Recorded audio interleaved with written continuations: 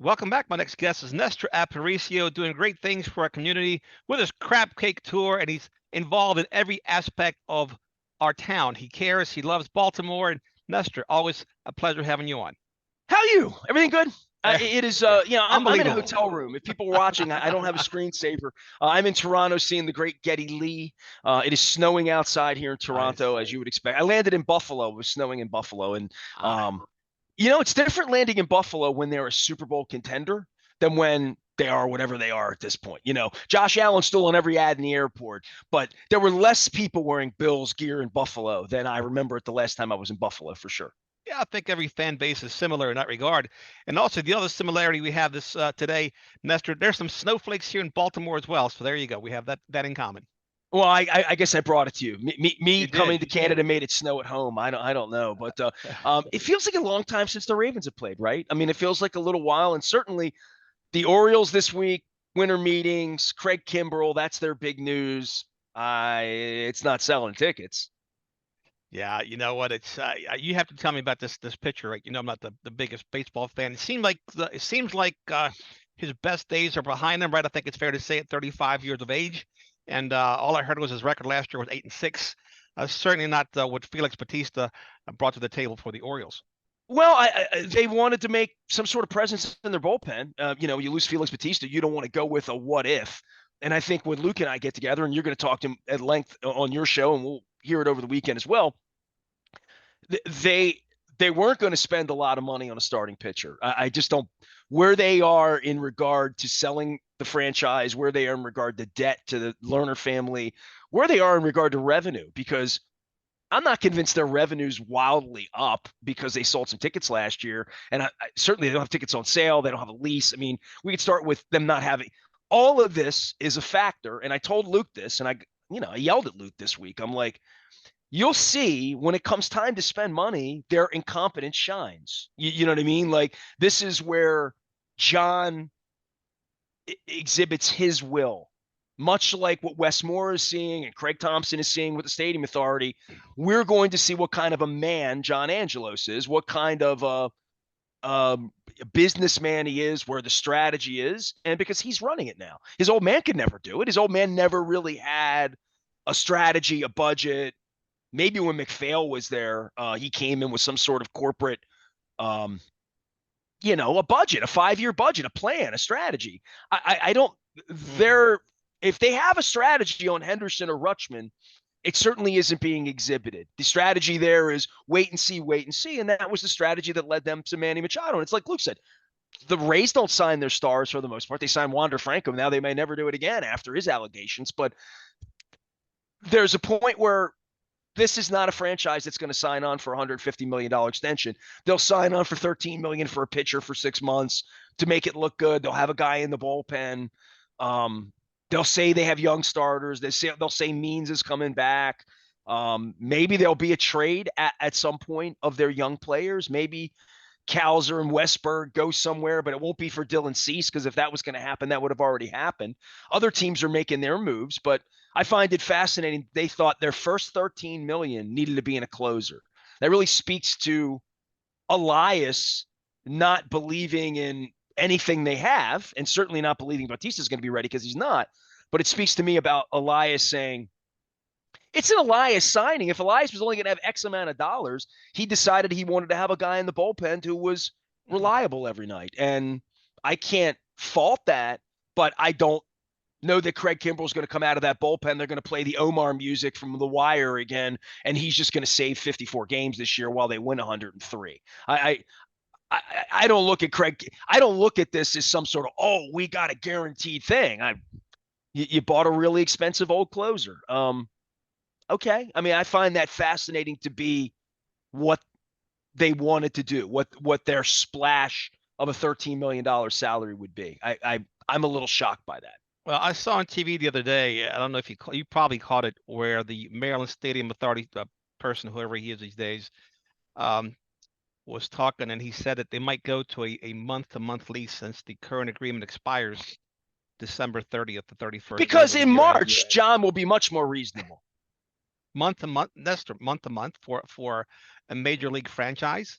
That really didn't resonate well with me.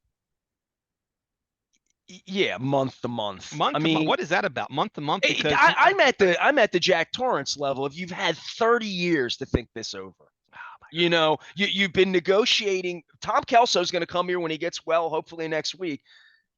8 years, Tom Kelso spent 200 phone calls with the Angelos family discussing all of these matters to try to get an agreement. They're not people who make agreements, and if they make them, they don't keep them anyway. So handshakes are no good, MOUs are no good. Putting the governor up in an Oriole jersey up in the box and having him wave and lying to everybody on the scoreboard, I mean, all that's 5 minutes ago.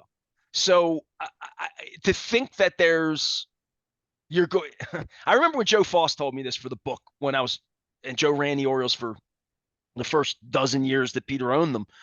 Joe Foss said to me, when the guy from New York, who was Dick Ravitch, I believe is who it was negotiating with Peter about all the Masson money. You're going to get a network. DC is going to get a TV. You're going to get hundreds of millions of dollars. You're going to do this. You're going to do that. You know, Joe Foss said to me, they thought Peter was going to be reasonable. Peter was never going to be reasonable, ever. Well, he didn't have to be. That wasn't his MO. So When he was what is going to make John grab that pen and sign the lease? He doesn't feel compelled that he has to. The thing that's going to make him feel that way is when they're going to say, we're not going to open the stadium. Your team's not going to play baseball April 1st. We're going to call the commissioner, and you can go play your games in Frederick, John. You can go you can pound sand. So until the state, and I don't know what kind of big boy pants Wes Moore has. I really don't. I mean, I don't know if he's ever owned a business, put his foot down. He certainly fought in war. I haven't talked to Wes since August. But, you know, there has to come a point where the governor pulls his big boy pants up and says, you're not getting a better deal than what our legislature's given you. It is $600 million, and I'll turn the winds against you. And you can run around town and talk about moving the Orioles. Go ahead. Go to your partners and tell them you're going to move them to San Juan. Go ahead. Tell them you're going to move them to Nashville, where there is no $600 million, where they've already got $2 billion of state, city, county debt. Cumberland County and Nashville put $800 million up. The city of Nashville put $800 million up for the football team already. Yeah. They're not giving you any money. You're not getting money there. You want to move to Portland? Go ahead. Take that up with Rob Manfred. Go ahead. Try to move the team. That's what I would do if I were governor. If I were governor, if I were mayor, I wouldn't be playing I'm not petting a snake. I'm not playing patty cake with a snake. I haven't done that with employees. I haven't done that with sponsors. I haven't done that with the community. I haven't done that with Steve Bisciotti. I haven't done that with John Angelos. I would not pet the snake. I would not allow John Angelos to dictate terms to the citizens of Maryland. I wouldn't. But and he's not going anywhere. It's in his position, Nestor, he feels like it's a buyer's market. That he feels like the longer he waits, the sweeter the deal he's going to potentially get for him. He already knows he has $600 million in his back pocket. He's just looking to squeeze every single penny out of the Maryland Stadium Authority. Yeah, well, it's not the Maryland Stadium Authority; it's Maryland citizens. He's trying to disband the Stadium Authority. Yeah, he's trying to get more money, crush the oversight, and then do whatever he wants with the money, including selling the team and keeping the land. Oh, there's plenty this is an Angelos family money grab. That's what this is. Nothing about the Orioles. If this had anything to do with the Orioles, they would have taken the first $600 million, gone back in, and said, "All right, now what else are we going to do? Let's go get me some more money. Here's my great idea. Let's go get me some more money." Well, he doesn't have an idea. Part of the problem, Nestor, is when you take $600 million, and you still don't spend money on improving your team. It just brings up a whole host of questions, right? I mean, right now he just gave you $13 million relief pitcher. Yeah, so. but look, he can term the team as a small market team, which is inaccurate. That's false. It's a mid-market team, and continue not to spend money if he doesn't have that money in his pocket. It's just a shell game. That's all it is. Well, there's plenty of money coming from Major League Baseball to run a franchise. Nobody's losing money here. Nobody's hurting here. Certainly where he is not having a higher payroll. They have a higher payroll now. They gave Craig Kimbrel $13 million this year. But the notion that they're going to make the fans happy in the offseason, I mean, the fans who are Oriole fans understand who they are. They go to the games anyway. All the people I know aren't, neophyte to this we're not going to have as much money as the Yankees. We didn't have as much money in the Yankees in 1977. It's why we lost Reggie Jackson, right? Like, it's why we lost Doug DeCinces. It's why we lost, all those guys. Mike Messina. Don Baylor. It goes on and on. The next generation, Mike Messina. The next generation was Manny Machado, right? So this crying poor is part of their scripture. It's part of their DNA is that they're never going to have as much money. And that's part of this going to the state and saying, we need more money to be more competitive, to be more. You're plenty competitive on the field. What is your idea for I've seen your baseball idea and it's not that great. Starting games at 6:30, Christmas in December, Pride Night, Dog Night, Star Wars Night, Bobblehead Night. I mean, yeah. They've done that. I mean, we've seen that routine. What's your idea? You'll build a movie theater? You're going to build a Sphere? You're going to bring U2 to town? You're going to have a boardwalk? You're going to sell French fries? You're going to sell crab cakes? You're going to build a park? What are you going to do? Build another structure that goes up to the moon? You have people live there, and there's a ramen joint in the out at the ground level, and you call that mixed use? And there's parking, up to the 8th floor. I mean, what's the idea? Oh, we need another hotel. Oh yeah, build a Hilton. We need more hotels. Well, what are you going to build? Right. I mean, there's half the city. You're seeing Toronto behind me. I mean, half of these buildings are empty in every city in the world because we've all gone to working from home. So a lot of the buildings need to become something else anyway. So when they start talking to me about we're going to build the bright, shiny object and everyone's going to come down here, Dennis, the baseball team was the bright, shiny object. That was the reason everybody was supposed to come. The baseball team's still there. They won 100 games. They are the bright, shiny object. What's your idea, John? What's your idea? Build a Buffalo Wild Wings outside? Build a casino? Build a golf putting place? I mean, what is going to make people come down to that space and give you money that you're not going to bilk from our people? Yeah, that's all great questions, Nestor. Then questions we'll never get the answers to, right? We're still waiting for him to open up the books. Remember that one? Oh, yeah. And I took a lot of grief for 30 years for talking about the old man in the Greek community, in the East Baltimore community, and all these years later, it really is amazing that it's sunk to this where we're 3 weeks out on a lease. Everybody's playing leverage they don't have. Team's not going anywhere. And if I were the governor, I'd call a press conference and say, I'm going to challenge Mr. Angelos here. We've given him, here's all the things we're doing for him for free. He doesn't want anything. He doesn't talk to the media. He bans media members. He fought with his brother last year. I mean, what's your plan, Mr. Angelos? If we gave you $5 billion, what are you going to do with all the money to keep your baseball team here? Keep it. Bet it on horses. Invest it wisely. Glad you asked, Nestor. Well, they're not investing it in the community. Oh, not that, community. Not they're here. They're not investing in Tennessee, where he lives at, right? That's where the investment goes to. I love Baltimore so much, I left it. I left it. Right. Left it. Well, I mean, from the baseball perspective, I didn't expect anything. I'm shocked they spent $13 million on a relief pitcher. I really am. You know what I mean? I see that as sort of an olive branch to the fans to say, we're not going to let the bullpen go naked. We're going to have a real relief pitcher coming out of the bullpen in the 9th inning. And I think the Phillies fans would tell you, Kimbrel's fine, but it's not. Don't expect him to be better than Bautista because it's going to be really hard to be better than Bautista was. How about a starting pitcher somewhere, an ace? That's going to be the trade thing, right? That's going to be something where they trade out of so that they don't have to pay a lot of money. I mean, they're not signing Blake Snell for $220 million. They're just not. And look, I took phone calls for a living as an art form here 30 years ago. So people would call me back in the day and, can we trade Alex Ochoa for Barry Bonds? You know what I mean? And the trade part of this in the modern era is really all about saving money. It's about getting rid of players that are cheap to them to bring players in here that are cheap to us. And the other part about the Orioles, and I'll say this ahead of time, and I'll say this to Luke to be kind, whatever they are on April 1st isn't what they're going to be in August. If they win games, they still have the big trump card of having young players that they can deal from. So they could deal for a starting pitcher August 1st. They didn't last year, the Scherzer thing and all that. But that's also, I don't think the offseason is the only thing they have going for them. I mean, and I've talked a lot more about the lease than I've talked about improving the team. They won 101 games. As Luke said, they don't have to do anything. They can roll the ball out They there and don't. they can say, we Yeah. already have a pretty good team. Yeah. We already have a pretty good team. They're here, older, bigger, stronger, faster, more mature. Great offseason, and you expect better, bigger things from this team. Well, you expect Henderson to be better next year. You expect Westberg to be better next year. You expect everybody. Rutschman to be better next year. Sure. I think you also expect Mullins and Hayes to maybe be getting to that point where like they're expensive players, and those are the guys you're going to get rid of to give their money to Henderson in the end, because Henderson's going to have all their money if you're going to keep him. 100% he will. I mean, if you're going to keep him, you're going to leverage the company to 150 to 200 million dollars today.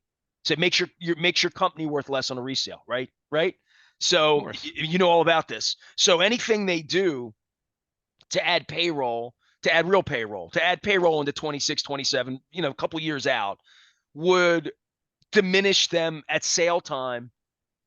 And there's so much mystery in all of this. I mean, John's such a out. I mean, he's not a serious human being. He's not a serious baseball owner. He's not here every day. He's not on it every day, working it every day, out in front of people answering questions.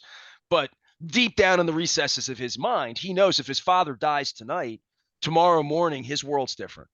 I mean, it's going to be wildly different in regard to whatever his father's will is, whatever Major League Baseball is going to try to do to wrest control of the franchise or stabilize the franchise in some way, in a way that this isn't stable. John Angelos negotiating on behalf of the Baltimore Orioles has not created a stable situation for Rob Manfred in Baltimore. There is no stability. I mean, we got the stadium authority guys saying, we'll let you play the April games. We'll think about May. Right. I mean, like, Major League Baseball can't function that way. No. And at some point, somebody from the state government should get on the phone with the commissioner. I've been told that by everybody who knows everything, that Angelos has intimidated Wes Moore and Craig Thompson to not talk to the commissioner of baseball. He has forbid them from talking to the commissioner of baseball.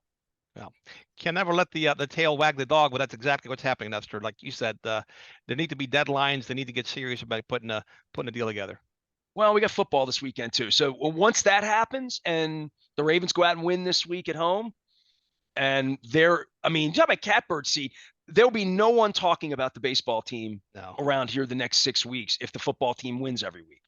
And even if they lose, they're not going to win 5 games, but if they win, if I were predicting right now, I think they'll go 2-3 the rest of the way. I think this is the time of the year where things really get tough. Okay. And I think these 5 games in a row, this isn't a 5-0 thing. This is they're going to play bad one week and lose. They're going to play good one week and lose, and they're going to be unlucky one week. And I think that's what happens when you go out on the road the next couple of weeks. This is a huge game for them. This might be the easiest team they have left, and it's not easy with Aaron Donald and with Stafford. Steelers at the end, we'll see, but the next 3 are real games. I mean, going down to Jacksonville, despite what happened with Trevor Lawrence, and I think certainly Christmas night if they go out to San Francisco and win on Christmas night, that would be an amazing thing for the franchise, for them, for what they're trying to set up for January, especially because everybody in the world will be watching that game on Christmas night. So these next couple of weeks, I mean, they've got some rest. It is fun. It's a lot of fun, and they're not having this much fun in a lot of other places in the NFL. No, they'll be 2. I'm thinking their floor is 2-3, ceiling 3-2, somewhere between there, and that'll certainly make a difference in the playoff standings and home field advantage and things of that nature. I don't think there's any question if they go 4-1, they'll be the 1 seed, right? If they go 3-2, maybe. If they go 2-3, they're going to need some help, and it's going to depend on who they lose to. Losing to Miami, I mean, the Miami game might be for home field advantage by the time Kansas City loses another game or 2, right? I mean, if the Ravens win this week, and then I think next week's a winnable game for them in Jacksonville for sure. Absolutely. I mean, especially with Lawrence being if Lawrence doesn't play, they win. They should win. They better not lose the backup quarterback down there. Right. They should win. So, they stacked 2 more wins up. Now they're at 11-3. It's like, that San Francisco game becomes something. Be nice to have it, but it's not the end of the world. Let's focus on beating Miami, because beating Miami would be the thing that pushes you over the edge to maybe rest starters against Pittsburgh. Well, the Frisco game is going to be a very, very physical game. I'm really curious to see how they stack up against them. Of course, Niners just took down the Eagles in Philadelphia. Big boy game. Big game. Got to keep Lamar healthy, man. Yeah. Got to, especially with this offensive line situation and Mark Andrews. I mean, they're going to miss Mark Andrews the next 5 weeks. They are. Isaiah Likely's not going to be Mark Andrews, and I think it's going to cost them 1/3. You know, I mean, it's going to cost them the ball a couple times. You know, there's going to be some drives that are going to get stalled just because they don't have Mark Andrews. And when you start adding up the drives in their games, the way that their games, they don't have a lot of drives. They don't get the ball 10 times a game, right? You know, they get the ball 6, 7, 8 times a game, 1 or 2 times, third down, Mark Andrews isn't there. You're punting instead of maybe scoring a touchdown on a drive. And that was something for them when they got in 4th and short and they go for it and they were doing all that crazy stuff a couple of years ago. A lot of that is having a binky in Mark Andrews. It's not going to be there on 3rd and 5, 3rd and 8. And we'll see how Lamar does with this, but exciting time for sports, man. I mean, won the division in baseball, about to win the division in football. No reason they shouldn't win. I mean, they better win the division, right? I mean, nobody better catch them out of this pack. No, not at all. Well, keep having fun up there in Toronto. Have fun with Geddy Lee, and we'll catch up with you when you get back. Hang in, have some eggnog, and relax. How about that, everybody? More than usual here lately. With that, we'll take a next break. 1570 AM WNST. We'll take a quick break and come back right after this.